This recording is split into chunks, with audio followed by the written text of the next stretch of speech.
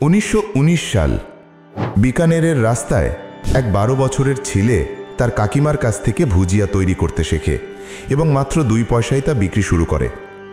এটা সম্পূর্ণ অজানা ছিল যে একদিন এই ভুজিয়া 1000 কোটি টাকার ব্যবসায়িক সাম্রাজ্যের ভিত্তি হয়ে উঠবে এবং একদিন তার নাম হলদিরাম বিশ্বজুড়ে বিক্রি হওয়া লক্ষ লক্ষ ভুজিয়ার প্যাকেটে ছাপা হবে। এটি ভারতের সবচেয়ে বড় স্ন্যাকিং ব্র্যান্ড হলদিরামের গল্প। হলদিরাম 1908 সালে জন্মগ্রহণ করেন বিকানেরের একটি গরিব পরিবারে। তার দাদা ভুজিয়ার বাজারে একটি ছোট দোকানে ভুজিয়া বিক্রি করতেন এবং শৈশব থেকেই হলদিরামের ভুজিয়ার প্রতি অনেক আগ্রহ ছিল। তাই মাত্র 12 বছর বয়সে তিনি প্রতিদিন ঘন্টার পর ঘন্টা কঠোর পরিশ্রম করতেন এবং ভুজিয়া তৈরির প্রক্রিয়ায় দক্ষতা অর্জন করেন এবং খুব শীঘ্রই তিনি তার দাদার দোকানে নিয়মিত বসতে শুরু করেন। কিন্তু তার দাদার মতো তিনি শুধু ভুজিয়া থেকে কিছু অতিরিক্ত টাকা উপার্জন করে সন্তুষ্ট ছিলেন না। তিনি তার ব্যবসা সম্প্রসারণ করতে চেয়েছিলেন। হলদিরাম যে ভুজিয়া বিক্রি করতেন তা বেসন থেকে তৈরি হতো, কিন্তু তিনি লক্ষ্য করলেন যে রাজস্থানের মানুষ মুগ ডাল খুব পছন্দ করত। সেখানকার মানুষ অনেক খাবারে মুগ ডাল ব্যবহার করত। তাই হলদিরামও তার ভুজিয়া তৈরি করতে শুরু করলেন মুগ ডালের সঙ্গে বেসন মিশিয়ে। মানুষ তার নতুন ভুজিয়া খুব সুস্বাদু মনে করল এবং তা তৎক্ষণাৎ হিট হয়ে গেল। কিন্তু তিনি এখানেই থামেননি।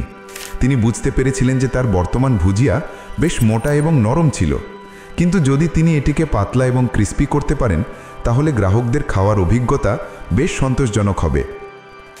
এটি অর্জন করতে তাকে প্রথমে তার ব্যাটার পাতলা করতে হয়েছিল এবং একটি জালের প্রয়োজন ছিল যার ছিদ্রগুলি স্ট্যান্ডার্ড জালের চেয়ে ছোট ছিল, যাতে এটি পাতলা ভুজিয়া তৈরি করতে পারে। তিনি বাজারের অনেক জাল প্রস্তুতকারকের সঙ্গে সহযোগিতা করেছিলেন একটি নিখুঁত জাল তৈরি করতে এবং তার ব্যাটারের অনেকগুলি পরীক্ষাও করেছিলেন। অবশেষে কয়েক মাস পরীক্ষার পর তিনি একটি নিখুঁত পাতলা এবং ক্রিস্পি ভুজিয়া তৈরি করলেন। এই নতুন ভুজিয়া বিক্রি বহুগুণ বাড়িয়ে দিল। কিন্তু হলদিরামের উদ্ভাবন শুধু ভুজিয়ার রেসিপির মধ্যে সীমাবদ্ধ ছিল না। দেখা গেল যে হলদিরাম গোপনে একজন ব্র্যান্ডিং প্রতিভাও ছিলেন। বাজারে আরও অনেক দোকান ছিল যারা ভুজিয়া বিক্রি করত, কিন্তু হলদিরাম চেয়েছিলেন যে গ্রাহকদের মনে তার ভুজিয়ার গুরুত্ব সাধারণ ভুজিয়ার চেয়ে অনেক গুণ বেশি হওয়া উচিত। হলদিরাম জানতেন যে মহারাজা দুঙ্গার সিং বিকানেরের সবচেয়ে জনপ্রিয় রাজা ছিলেন এবং মানুষ তাকে অনেক সম্মান করত। তাই হলদিরাম তার ভুজিয়ার নাম রাখলেন মহারাজা দুঙ্গর সিংয়ের নামে, দুঙ্গর সেভ। মহারাজার নামে লেবেল করা তার ভুজিয়া অন্য সব সাধারণ ভুজিয়া থেকে আলাদা হয়ে গেল এবং একটি প্রিমিয়াম অবস্থানও পেল। এই নতুন ব্র্যান্ডিংয়ের সঙ্গে তিনি দামও বাড়িয়ে দিলেন এবং গ্রাহকরা সানন্দে সেই দাম মেনে নিল। পরবর্তী কয়েক বছরে হলদিরাম তার 2 ভাইয়ের সঙ্গে ব্যবসাটি ভালোভাবে প্রতিষ্ঠিত করেছিলেন এবং এখন 36 বছরে তার স্ত্রী এবং 3 ছেলে ছিল। চরম দরিদ্রতা থেকে উঠে আসা হলদিরামের জন্য সব কিছু খুব ভালো চলছিল যখন 1944 সালে তার জীবনে একটি বড় মোড় এলো। বাড়ির মহিলাদের মধ্যে সম্পর্কের অবনতি শুরু হলো। পরিস্থিতি এতটাই খারাপ হয়ে গেল যে হলদিরামকে অবশেষে বাড়ি ছাড়তে হলো এবং পথ আলাদা করতে হলো।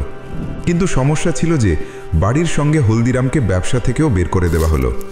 যে ব্যবসা হলদিরাম পুরো মন দিয়ে গড়ে তুলেছিলেন, আজ সেই ব্যবসা তাকে একটি পয়সাও দেয়নি এবং রাতারাতি তিনি তার পরিবার নিয়ে রাস্তায় এসে পড়লেন। কিন্তু তার দায়িত্বের কারণে তার আবেগপ্রবণ হবার সময় ছিল না। হলদিরাম দ্রুত নিজেকে সামলে নিলেন এবং কাজের সন্ধান শুরু করলেন। একদিন বাজারে কাজ খুঁজতে গিয়ে কেউ তার নাম ধরে ডাকল।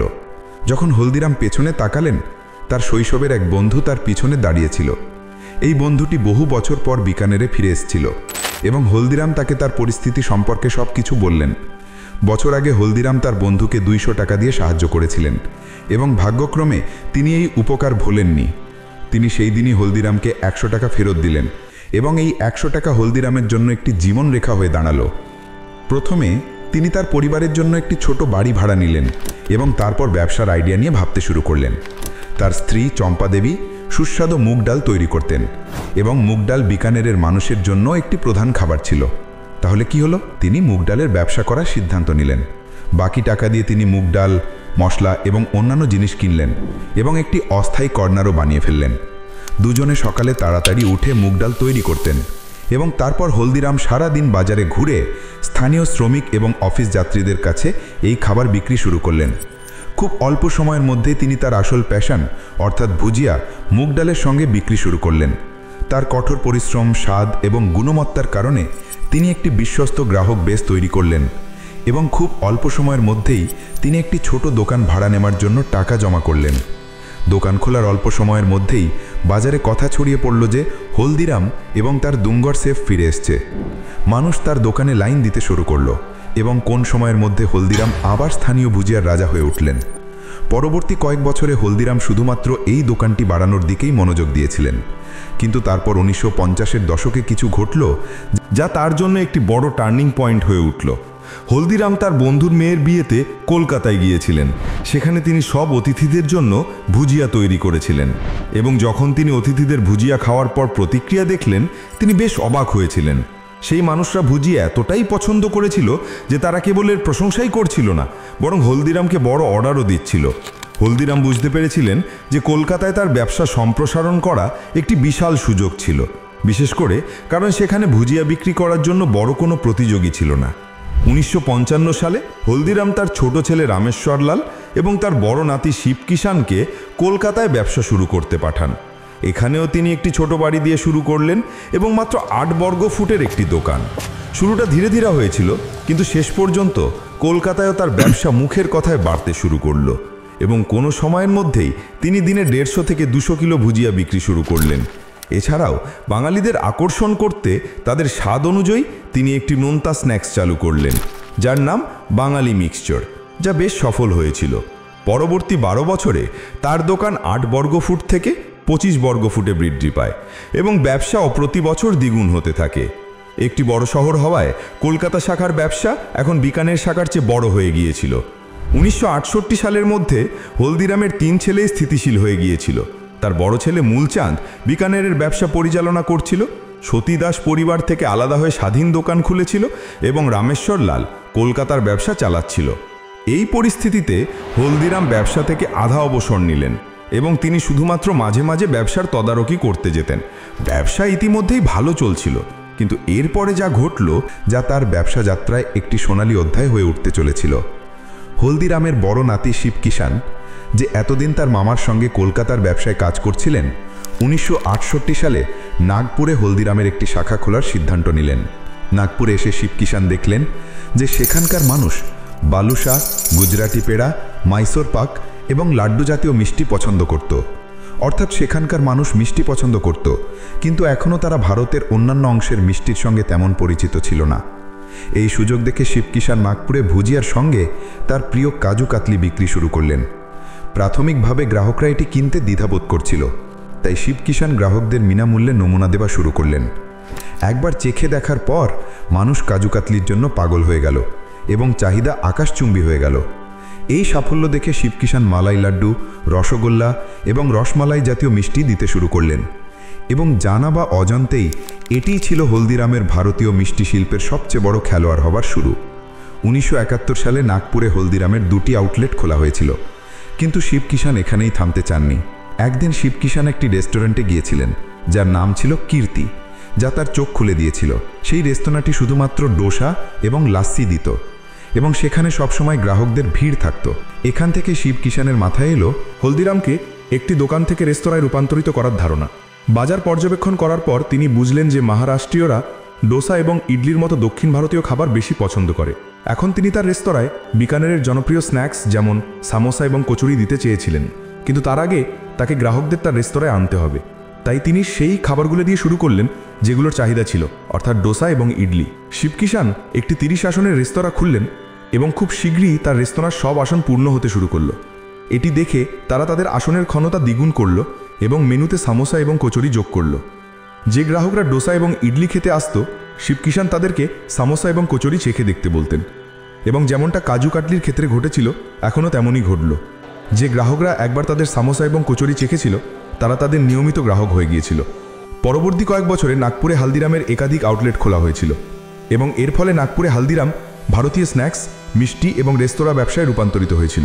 1975 সালে কলকাতা শাখার রামেশ্বরলাল পারিবারিক ব্যবসার কাঠামো থেকে আলাদা হয়ে গেলেন এবং স্বাধীন হয়ে গেলেন। একটি চুক্তি হয় যার মতে রামেশ্বরলাল পশ্চিমবঙ্গের বাইরে ব্যবসা করবেন না এবং মূলচাঁদ এবং তার ছেলেরা পশ্চিমবঙ্গে প্রবেশ করবেন না। এই সময় নাগপুর শাখার হালদিরাম খুব ভালো করছিল, কিন্তু শিবকিষাণের মনে এর চেয়ে বড় পরিকল্পনা ছিল। তিনি এমন একটি শহরে সম্প্রসারণ করতে চেয়েছিলেন যা হালদিরামকে একটি জাতীয় স্তরের ব্র্যান্ড করে তুলবে এবং সেই শহর ছিল দিল্লি, ভারতের রাজধানী। শিবকিষাণ তার ছোট ভাই মনোহরলালকে দিল্লিতে সম্প্রসারণের জন্য বেছে নিলেন। ততক্ষণে মনোহরলাল বিকানের ব্যবসায় কাজ করছিলেন এবং শিবকিষাণ তার মধ্যে অনেক সম্ভাবনা দেখছিলেন। 1982 সালে মনোহরলাল তার ছোট ভাই মধুসূদনের সঙ্গে দিল্লিতে এলেন এবং দেখলেন যে চাঁদনি চক প্রসিদ্ধ স্ন্যাক্স বিক্রেতাদের দিয়ে ভরা ছিল। তিনি তার জীবনে এত প্রতিযোগিতা কখনো দেখেননি, কিন্তু ভালো ব্যাপার ছিল যে প্রতিযোগিতার সঙ্গে সেখানে অনেক চাহিদাও ছিল। মনোহরলাল শিবকিষাণের সাহায্যে তার দোকানের জন্য একটা জায়গা কিনলেন এবং 1983 সালে ব্যবসা শুরু করলেন। পরবর্তী 1 বছর ধরে দিনরাত কাজ করে তিনি বাজারে তার খ্যাতি গড়ে তুললেন এবং ব্যবসা লাভের দিকে এগোতে শুরু করলো যখন একটি বড় দুর্যোগ তাকে আঘাত করল। 1984 সালে ভয়াবহ শিখ বিরোধী দাঙ্গা দিল্লিকে পুড়িয়ে দিয়েছিল এবং এই সময় মনোহরলালের কর্মশালা এবং বাড়িও পুড়ে গিয়েছিল। পরবর্তী 2 মাস দিল্লিতে হালদিরামের ব্যবসা শূন্যে নেমে এসেছিল, কিন্তু মনোহরলাল হাল ছাড়েননি। তিনি নাগপুর এবং বিকানার থেকে আর্থিক সাহায্য নিলেন এবং দিল্লিতে নতুন 300 বর্গফুটের কর্মশালা অধিগ্রহণ করলেন এবং ব্যবসা পুনরায় শুরু করলেন। তিনি যে খ্যাতি গড়ে তুলেছিলেন তা কাজে লাগলো এবং ব্যবসা আবার গতি পেতে শুরু করল। পরবর্তী কয়েক বছরে তিনি কেবল তার বর্তমান কর্মশালা সম্প্রসারণ করলেন না, বরং একটি নতুন 2000 বর্গফুটের কারখানাও প্রতিষ্ঠিত করলেন এবং নতুন আউটলেটও খুললেন। ব্যবসা ক্রমাগত বাড়ছিল, কিন্তু এত কিছুর পরেও হালদিরাম তখন একটি মাঝারি আকারে স্থানীয় ব্যবসা ছিল। কিন্তু শিবকিষাণ এবং মনোহরলাল চেয়েছিলেন হালদিরামকে একটি বিশ্বমানের কনজিউমার ব্র্যান্ডে পরিণত করতে। ভারতের প্রতিটি পরিবারের মানুষ তাদের পণ্য গ্রহণ করুক এবং অবশেষে ভারতের প্রতিটি কোণায় পৌঁছানোর জন্য হালদিরাম শতাধিক ডিস্ট্রিবিউটর এবং লক্ষ লক্ষ রিটেলারকে অন্তর্ভুক্ত করল। এই সমস্ত কৌশলের কারণে আজ ভারতের প্রায় প্রতিটি ঘরেই মানুষ হালদিরামের স্ন্যাক্স খায় এবং এমনকি মার্কিন যুক্তরাষ্ট্র, সিঙ্গাপুর এবং যুক্তরাজ্যের মতো 80টিরও বেশি দেশে হালদিরাম সবচেয়ে জনপ্রিয় ভারতীয় স্ন্যাক্সের ব্র্যান্ডগুলোর মধ্যে একটি।